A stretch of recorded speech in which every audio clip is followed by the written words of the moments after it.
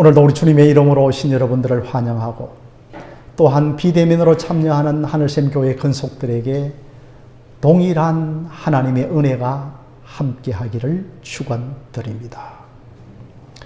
지난 한 주간은 우리나라의 슬픔을 예도하는 주간이었습니다. 저는 한 주간을 보내면서 이 시대가 구약의 사사시대가 아닌가라고 생각하였습니다. 여러분, 사사시대의 특징은 자기 소견에 옳은 대로 행하던 시대였습니다. 그래서 오늘은 사사시대를 살았던 사사 기드온을 설교하고자 합니다. 여러분, 기드온 하면 기드온과 300용사를 잘 아시죠? 이 사사시대에는 끊임없는 이웃 나라들이 약소국가였던 이스라엘을 침략하던 시대였습니다. 모압 족속이 쳐들어오고 가나안의 원주민들이 쳐들어오고 심지어 미디안 족속들이 침략하였습니다. 특별히 미디안 족속은 아브라함과 그의 후처 더두라 사이에 난 후손들입니다. 이 미디안 민족은 유목 민족이고 아주 거친 사람들인데 추수 때가 되면 이스라엘 나라 안으로 들어와 곡식을 빼앗아가는 성정이 아주 모진 민족이었습니다. 그래서 6장 1절을 보면 이스라엘 자손이 여호와 앞에 악을 행함으로 여호와께서 7년 동안 그들을 미디안의 손에 넘겨주십니다. 하나님은 여러 수단으로 우리의 삶을 붙드십니다. 이 사사시대는 전쟁을 사용해서 하나님은 이스라엘을 통치하십니다. 이 기드온 시대에도 극심한 바알과 아세라 우상을 섬겼습니다. 여러분, 바알은 남신이고 아세라는 여신입니다. 그러니 바알과 아세라를 섬기는 곳에는 엄란함이 철철 넘쳤습니다. 그 엄란한 행상을 형형색색으로 만들어 놓았습니다. 그리고 미디안의 폭정으로 이스라엘 백성들이 하나님께 살려달라고 부르짖는데 하나님은 사사로 기드온을 세우신 것입니다. 여러분, 기드온은 큰 지파가 아니라 므낫세 지파입니다. 이름도 없는 요아스의 말체 아들입니다. 용사가 아니고 농부입니다. 그런 기드온에게 하나님이 나타나십니다. 6장 12절에 여호와의 사자가 기드온에게 나타나 큰 용사여, 여호와께서 너희와 함께 하신다라고 말씀을 하십니다. 하나님은 기드온이 큰 용사라서 사사로 부르지 않았습니다. 큰 용사라 쓰시는 것이 아니라 하나님이 함께 하시니 큰 용사라는 것입니다. 기드온은 궁색한 한 농부입니다. 미디안을 강력하게 대적했던 사람이 아니라 하나님이 함께 하시겠다고 하는 약속 외에는 없는 사람이었습니다. 용사가 아닌 사람을 용사로 부른다는 것은 다 은혜입니다. 여러분, 우리가 성도라고 하는 이 호칭이 얼마나 감사하고 은혜요, 존귀한 호칭입니까? 성도가 아닌 사람을 성도로 부른다는 것은 다 하나님의 은혜입니다. 큰 용사여, 내가 너와 함께 하도다고 하는 이 말은 형여, 오해하시면 안 됩니다. 큰 용사라서 하나님이 함께 하시는 것이 아니라 하나님이 함께 하시니 큰 용사인 줄로 믿습니다. 하나님이 함께 하시지 아니하면 우리는 아무것도 아닙니다. 항상 하나님이 우리에게 상급을 주시려고 우리를 높여주십니다. 그러나 우리는 항상 하나님을 높이려고 하지 않습니다. 하나님은 기드온을 큰 용사로 인정을 해 주셨습니다. 이미 미리 될 일을 바라보면서 큰 용사로 부르신 것입니다. 이 기드온은 이제 미디안의 눈을 피해 포도즙을 틀을 짜는 곳에서 밀을 타작하고 있었습니다. 포도를 넣고 짓 이기는 곳은 밀폐된 장소가 아닙니까? 운막같이 좀 밀폐되고 작은 곳에 서늘한 곳이 그 포도를 저장합니다. 그러니 숨어서 타작하기에는 좀 좋은 장소입니다. 밀을 포도즙 짜는 곳에서 타작을 했다는 것은 기드온이 얼마나 겁이 많고 소심하였는지를 아시겠죠. 미디안의 눈에 들킬까봐 그 밀을 조금씩 가져와서 그 곳간에서 타작을 했습니다. 아니, 이런 기드온에게 큰 용사여 내가 너와 함께 한다라고 말씀하십니다. 농사를 짓는 젊은이가 마음껏 타작을 해야 하는데 암암리에 타작을 하고 있습니다.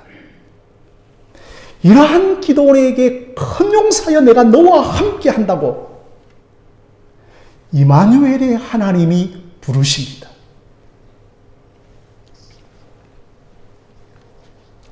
여호수아도 태생이 남보다 뛰어난 것이 아니었습니다. 모세의 해막직입니다. 이런 여호수아가 하나님의 말씀을 부어잡고 자로나 우로나 치우치지 아니하니 하나님이 섰습니다. 여호수아 1절을 보면 모세의 수종자에 불과한 여호수아에게 무슨 권능이 있겠습니까? 그런데 여호수아에게는 두 가지가 있습니다. 첫째는 해막을 잘 지켰습니다. 모세의 해막직입니다. 오늘날로 말씀드리면 교회직입니다. 교회의 문을 열고 닫았던 사람입니다. 둘째로 여호수아는 하나님의 말씀을 어김없이 지키며 살았습니다. 그래서 여호수아 1장 5절에 내가 모세와 함께 하였던 것 같이 너와 함께 있을 것이라고 하였습니다. 한 나라를 여호수아에게 맡깁니다. 한 나라를 기드온에게 맡깁니다. 사랑하는 성도 여러분, 하나님의 큰 일을 하려면 하나님이 함께 하셔야 합니다. 그저 내 재주로, 내 인간관계로, 내 기승전결로, 내 노력으로 끝을 보려고 해서는 안 됩니다. 물론 내가 열심을 내고 매달리고 애쓰고 해야 하지만 궁극적으로는 하나님이 큰 용사여 내가 너와 함께 하는도다라고 나타나 주셔야 합니다. 기드온이 또 신앙이 그렇게 좋았던 사람도 아니었습니다. 의심이 많았던 농부입니다. 큰 용사가 아닌데 어떻게 하나님 앞에 큰 용기를 가졌겠습니까? 사사기 6장 22절에 기드온이 하나님의 사자를 대면을 합니다. 하나님의 사자를 대면했다고 하는 것은 하나님을 대면한 것입니다. 여러분, 죄인이 하나님을 대면하면 죽습니다. 그런데 그 하나님의 사자가 기드온아, 두려워하지 말라. 너가 죽지 않는다라고 하였습니다. 그래서 6장 24절에 기드온이 여호와를 위하여 제단을 쌓고 그것을 여호와 살롬이라고 했습니다. 여러분, 여기에 기드온이 만났던 하나님의 사자는 예수님이십니다. 구약의 예수님이십니다. 모세에게 떨기나무 불꽃 가운데 나타나신 예수님, 아브라함에게 나타나신 예수님, 삼손의 아버지 마노에게 나타나신 예수님이십니다.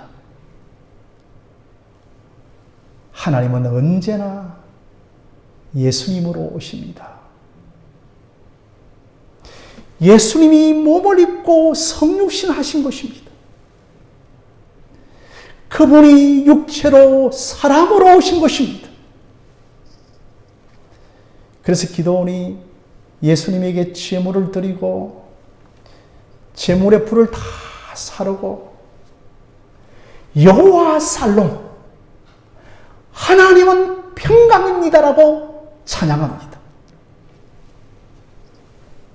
저는 카톡을 보낼 때, 편지를 쓸 때 제일 첫머리에 살롬이라고 편지를 씁니다. 여러분, 살롬은 에이렌의 평강이죠. 평강이 무슨 뜻인가 하면 6장 23절에 하나님을 대면하였지만 죽지 않는 것이 평강입니다. 하나님을 대면하였지만 죽지 않는 것을 평강이라고 합니다. 하나님 면전에 살면서도 죽지 않는 것입니다. 믿는 성도는 살롬을 가진 자입니다. 하나님 면전에 살면서 죽지 않고 영생하는 자입니다. 죄를 가진 인간은 하나님을 대면하면 다 죽습니다. 아담과 하와 부부는 나무 뒤에 숨었는데 이것은 평강이 아닙니다. 하나님을 보면 죽을 것 같아서 나무 뒤에 숨었습니다. 우리도 아담처럼 죄를 짓습니다. 죄를 짓고도 하나님을 보면 죽지 않고 하나님과 더불어 사는 것입니다. 이것이 평강이 임한 것입니다. 성도는 다 여호와 살롬입니다. 성도는 다 평강에 있습니다.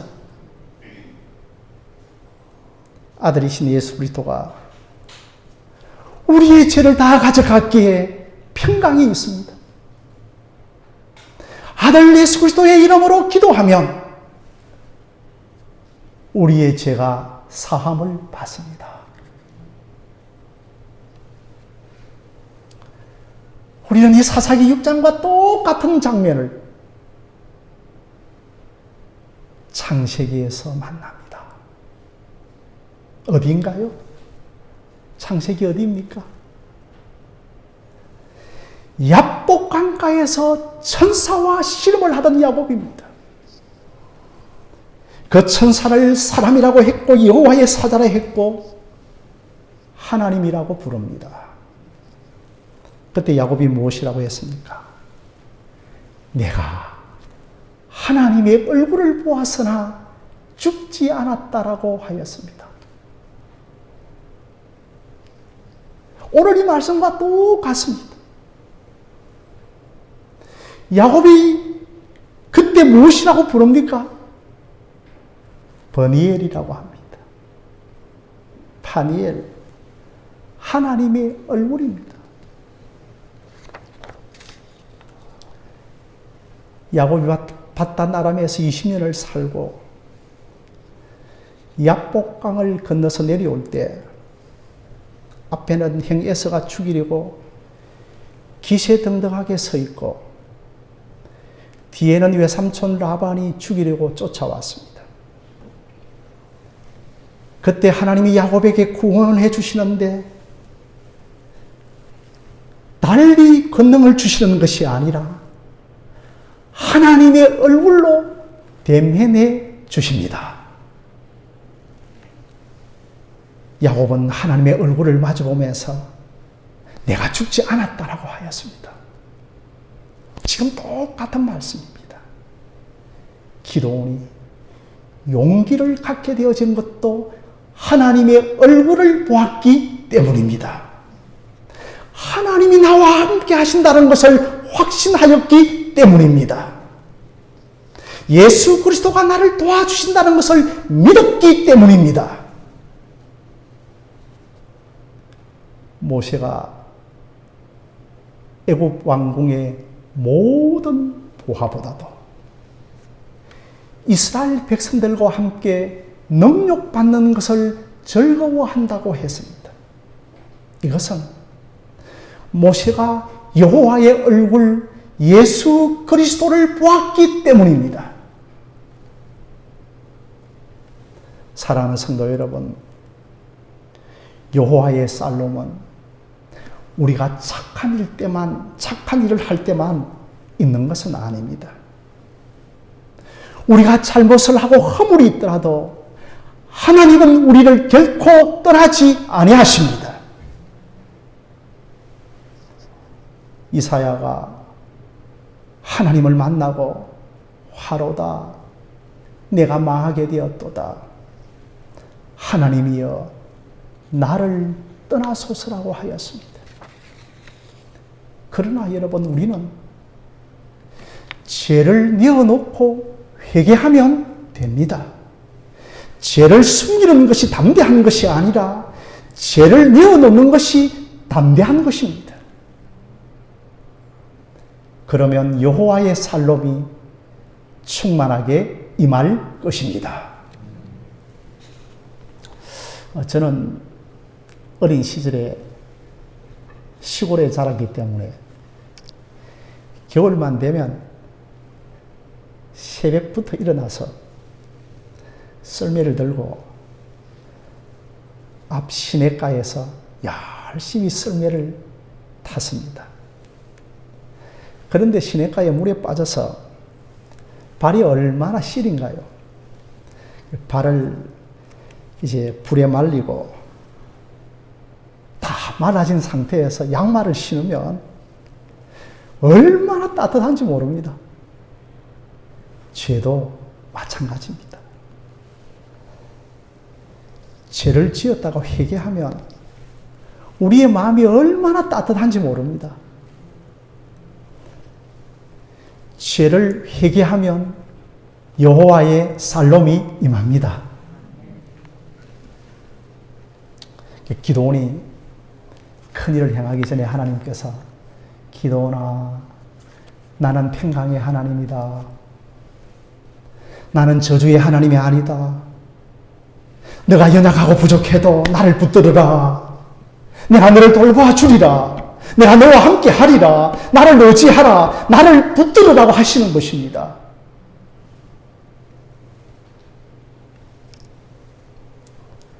여호와의 살롬, 하나님의 함께 하심을 확신한 기도는 이제 어떻게 합니까? 밤에 바알과 아세라 목상을 찍어내고 철폐를 합니다. 그래서 여러분, 기도원이 이름이 맞는데요.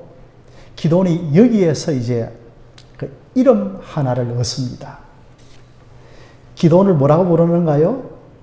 여롭바알이라고 합니다. 여롭이라고 하는 뜻은 바알과 다투다라고 하는 뜻입니다. 밤에 기도원이 목상을 찍어냅니다. 밤에 했다는 것은 아직도 용기가 없다는 것입니다. 목상의 목을 자르고 팔을 잘랐습니다. 팔을 자르고 이제 눕혀 놓으니까 아니 도대체 누가 한 짓인가? 수소문 해보니 기도원이 한 짓입니다. 사람들이 기도원을 죽이려고 하자 기도원의 아버지 요아스가 죄질을 합니다. 너희들이 섬기는 바알이 진짜 살아있는 신이라면 과연 그 바알을 가만두겠는가? 이러한 논리로 위기를 모면합니다. 기도원은 낮에 못 무너뜨리고 밤에 목상을 무너뜨렸습니다. 사랑하는 성도 여러분, 우리가 소심해도 낙심하지 마십시오. 여러분의 성격을 믿지 마십시오. 용기가 있고 기질이 세다 해서 하나님께서 서시는 것이 아닙니다. 기도원이 자신있게 백주대낮에 한 것이 아닙니다. 하나님을 의지하고 하나님께 나의 행사를 맡기면 하나님이 서실 줄로 믿습니다.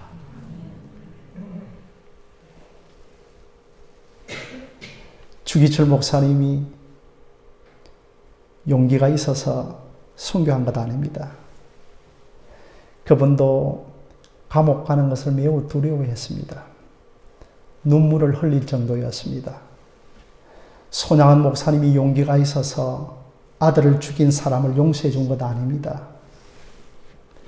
주의 영이 임하였기 때문입니다. 6장 10절을 보면 기도원은 계속해서 하나님께 은혜의 표징을 구합니다. 염소 새끼를 제물로 드리는데 국을 엎으니 그것이 불이 되어 제물을 다 태워버립니다. 그래도 하나님을 또 못 믿습니다. 하나님, 양털 한 뭉치를 가지고 이 양털 한 뭉치에 비가 내리게 하소서. 그래서 양털 뭉치에만 이슬이 내리고 주변 땅은 이슬이 내리지 않았습니다. 그래도 한 번만 더 보여주십시오. 이제는 양털 뭉치에만 비가 내리지 않게 하여서 옵소서라고 계속해서 하나님이 함께 하시는 표정을 구합니다. 기도원 믿음 좋은 것 아닙니다. 조금 의심도 하지만 하나님은 택한 백성은 끝까지 붙들어 주십니다. 저는 이 기도원을 보면서 제가 기도할 용기를 갖게 되었습니다. 내 댐댐이를 보지 말고 하나님 앞에 우리가 기도하면 하나님이 우리를 고쳐서 쓰십니다. 하나님이 나를 고쳐서 사용하시면 큰 용사가 될 수 있습니다. 저는 사사기 6장 24절도 매우 크게 다가왔습니다. 여호와의 영이 기도원에게 임하시니 기도원이 나팔을 불기 시작합니다. 드디어 미디안을 치러 나가기 시작합니다. 기도원에게 힘을 주시고 용기를 주시는데 여호와의 영이만이 기도원이 변합니다. 성령이 많이 변합니다. 여호와의 신이 많이 변합니다.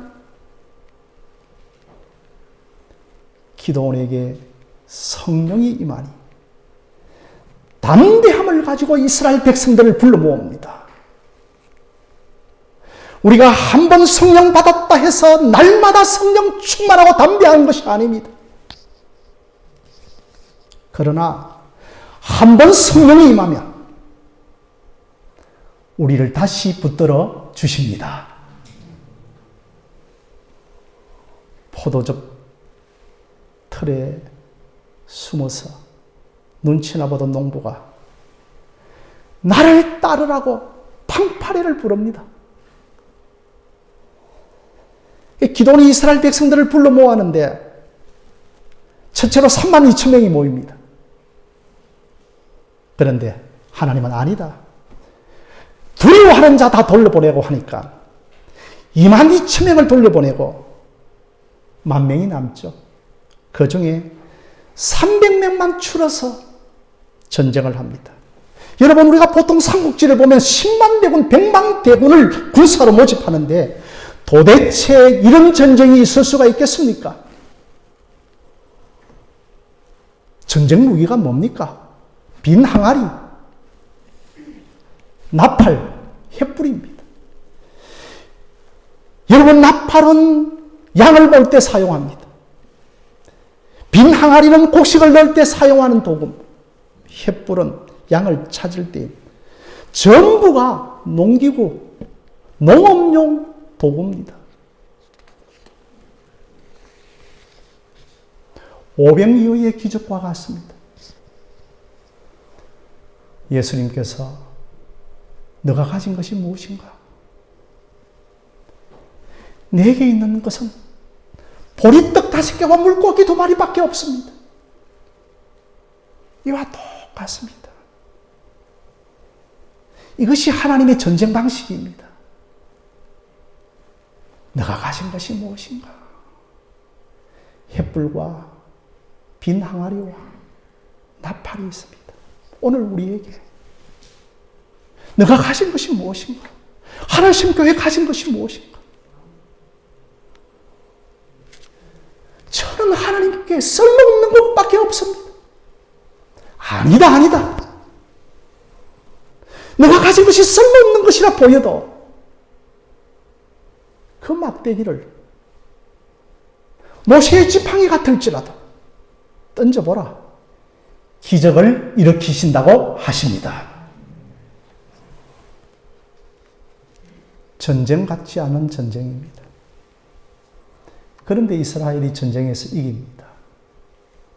미디안 군대의 혼란의 영을 하나님께서 부어주셔서 아군과 아군끼리 싸워서 다 자신들을 죽여버립니다. 사랑하는 성도 여러분, 말씀을 맺고자 합니다.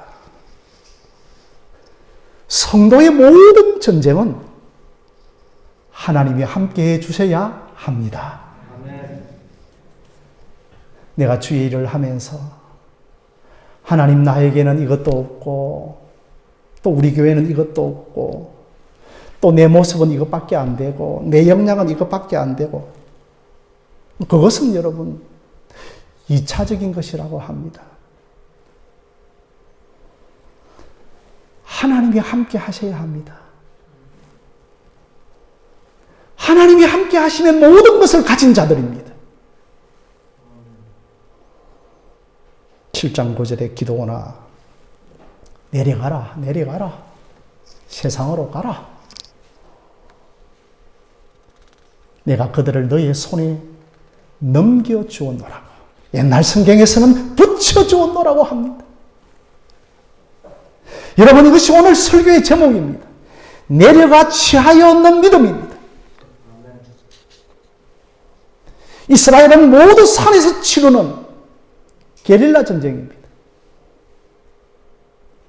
소수가 300이 평지에서 싸운다고요. 그래서 내가 산을 향하여 눈을 들리리라고 하였습니다. 그런데 이제 평지로 내려가라고 합니다. 평지 전쟁은 백전백패입니다. 불가능해 보이지만 나를 믿고 내려가 보아라. 너의 손에 붙여 놓았다는 것입니다. 그러므로 사랑하는 성도 여러분, 우리가 오늘 세상에 내려가기 전에 먼저 산에서 하나님을 만나시기를 바랍니다. 주저하고 의심하던 기도원이 산에서 먼저 하나님을 만났습니다. 아브라함도 모리아 산에서 하나님을 만났습니다. 모세도 떨기나무 불꽃 가운데서 하나님을 만났기 때문에 내려갔습니다. 베드로와 요한과 야고보도 베나산에서 베나 대신 예수님을 만났습니다. 제자들도 골고다 산에서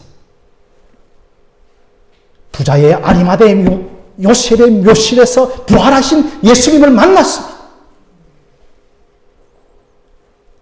이제 우리도 성천하신 예수님이 내려주시는 성령을 통해 하나님을 만나시기를 바랍니다. 예배는 하나님의 높은 산에 올라오는 것입니다. 내가 산을 향하여 눈을 들어 하나님을 바라보는 것이 예배입니다. 예배를 통하여 하늘 양식을 먹고 내려가는 것입니다. 예배는 세상 이야기 듣는 것이 아니라 하나님을 만나는 시간입니다. 저는 오늘부터 우리 하늘샘교회 성도님들이 이 말씀 붙들고 기도하는 성도들이 되어지시기를 바랍니다. 나의 자녀들이 은혜 받도록 기도하시기를 바랍니다. 이스라엘의 전쟁은 오병이어의 보리떡 전쟁입니다. 비록 꿈을 통하여 보여주셨지만 미디안 진영에 작은 보리떡이 흘러가면서 계속해서 커지면서 모든 미디안의 장막을 다 무너뜨립니다. 성도 여러분, 기도원이 우리입니다. 우리가 기도원입니다.